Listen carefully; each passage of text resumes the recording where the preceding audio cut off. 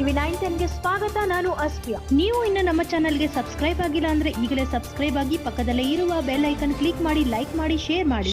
ಕ್ರೀಡೆ ಮನುಷ್ಯನ ಆರೋಗ್ಯಕ್ಕೆ ಉತ್ತಮ ಸ್ನೇಹ ಬಾಂಧವ್ಯ ಬೆಸೆಯುವ ಆಟ.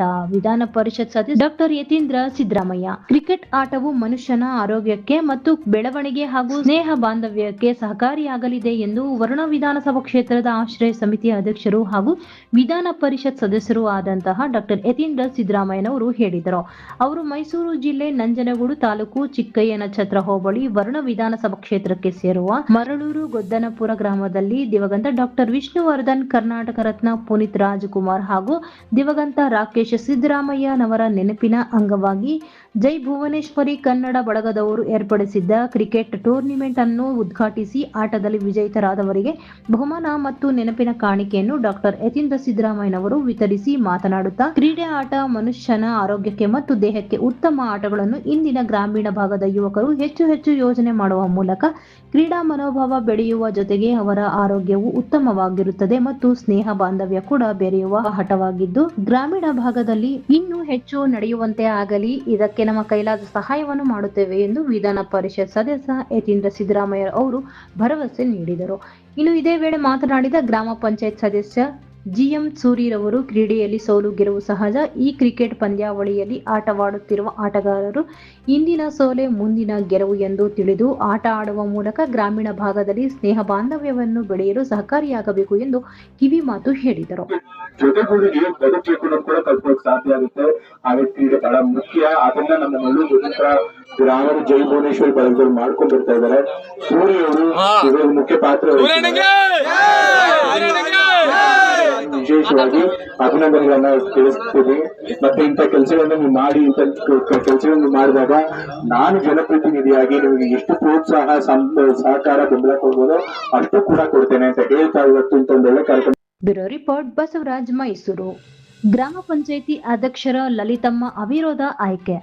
ಬಾಗೇಪಲ್ಲಿ ತಾಲೂಕಿನ ತೋಳಪಲ್ಲಿ ಗ್ರಾಮ ಪಂಚಾಯಿತಿ ಅಧ್ಯಕ್ಷ ಸ್ಥಾನಕ್ಕೆ ಶುಕ್ರವಾರ ನಡೆದ ಚುನಾವಣೆಯಲ್ಲಿ ಸುಜ್ಞಾನಂಪಲ್ಲಿ ಶ್ರೀಮತಿ ಲಲಿತಮ್ಮ ತೋಳಪಲ್ಲಿ ಗ್ರಾಮ ಪಂಚಾಯಿತಿ ಅಧ್ಯಕ್ಷರಾಗಿ ಅವಿರೋಧವಾಗಿ ಆಯ್ಕೆಯಾದರು.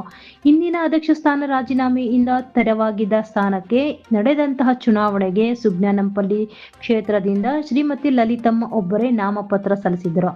ಬೇರೆ ನಾಮಪತ್ರಗಳು ಸಲ್ಲಿಕೆಯಾಗದ ಕಾರಣ ಬಾಗೇಪಲ್ಲಿ ತಾಲೂಕು ಚುನಾವಣೆ ಅಧಿಕಾರಿಗಳು ಹಾಗೂ ತಹಸೀಲ್ದಾರ್ ಮನೀಷಾ ಮಹೇಶ್ ಚುನಾವಣಾ ಪ್ರಕ್ರಿಯೆ ಪೂರ್ಣಗೊಳಿಸಿ ಅವಿರೋಧ ಆಯ್ಕೆ ಪ್ರಕಟಿಸಿ ಶ್ರೀಮತಿ ಲಲಿತಮ್ಮ ಅಧಿಕಾರ ವಹಿಸಿಕೊಟ್ಟರು. ತೋಳಪಲ್ಲಿ ಗ್ರಾಮ ಪಂಚಾಯಿತಿಯಲ್ಲಿ 16 ಸದಸ್ಯರು ಇದ್ದು ಇಬ್ಬರು ಗೈರು ಹಾಜರಾಗಿ ಈ ಚುನಾವಣೆಯಲ್ಲಿ 14 ಸದಸ್ಯರು ಚುನಾವಣೆ ಪ್ರಕ್ರಿಯೆಯಲ್ಲಿ ಪಾಲ್ಗೊಂಡಿದ್ದರು. ತೋಳಪಲ್ಲಿ ಗ್ರಾಮ ಪಂಚಾಯಿತಿ ಮಾಜಿ ಅಧ್ಯಕ್ಷ ಕೆವಿ ಮಂಜುನಾಥ್ ರೆಡ್ಡಿ ಮಾತನಾಡಿ, ಅವಿರೋಧ ಆಯ್ಕೆಗೆ ಸಹಕರಿಸಿದ ಎಲ್ಲ ಸದಸ್ಯರಿಗೆ ಅಭಿನಂದನೆ ಸಲ್ಲಿಸಿದರು. ನೂತನ ಅಧ್ಯಕ್ಷರಾಗಿ ಅವಿರೋಧ ಆಯ್ಕೆಯಾದ ಲಲಿತಾ ಈಶ್ವರ್ ರೆಡ್ಡಿರವರನ್ನು ಸನ್ಮಾನಿಸಲಾಯಿತು. ಈ ಸಂದರ್ಭದಲ್ಲಿ ಗ್ರಾಮ ಪಂಚಾಯಿತಿ ಅಭಿವೃದ್ಧಿ ಅಧಿಕಾರಿ ನಾರಾಯಣಸ್ವಾಮಿ, ಗ್ರಾಮ ಪಂಚಾಯಿತಿ ಸದಸ್ಯರಾದ ರಾಮಲಕ್ಷ್ಮಮ್ಮ, ಗೋಪಾಲರೆಡ್ಡಿ, ಕದಿರಮ್ಮ, ಯಾಮನ್ನ, ಗಂಗರತ್ನಮ್ಮ, ವೇಣುಗೋಪಾಲ, ಮಂಜುಳಾ, ಮುರಳಿ ಮೋಹನ್, ಶಿವಮ್ಮ, ಸುಕನ್ಯಾ, ಗೋವಿಂದಪ್ಪ, ಶ್ರೀನಿವಾಸ್, ಆಂಜನೇಯ, ಕೆವಿ ಮಂಜುನಾಥ್ ರೆಡ್ಡಿ ಹಾಗೂ ಸಾರ್ವಜನಿಕರು, ಗ್ರಾಮ ಪಂಚಾಯಿತಿ ಅಧಿಕಾರಿಗಳು ಹಾಜರಿದ್ದರು. Bureau report, Ramagopalreddy, Bagepalli. ಚಿಕ್ಕಬಳ್ಳಾಪುರ ಜಿಲ್ಲೆ ಇವರ ಆದೇಶದಂತೆ ತೋಳ್ಪಳ್ಳಿ ಗ್ರಾಮ ಪಂಚಾಯಿತಿಯ ಅಧ್ಯಕ್ಷರ ಸ್ಥಾನಕ್ಕೆ ಇವತ್ತು ಚುನಾವಣೆಯನ್ನು 3ನೇ ತಾರೀಕು 3 ಜನವರಿ 2025ರಂದು ನಾವು ಚುನಾವಣೆಯನ್ನು ನಡೆಸಿರ್ತೀವಿ. ಒಂದು ನಾಮಪತ್ರಕ್ಕೆ ಸಲ್ಲಿಕೆ ಆಗಿರ್ತದೆ, ಶ್ರೀಮತಿ ಲಲಿತಾ ಎಂಬುವರದು.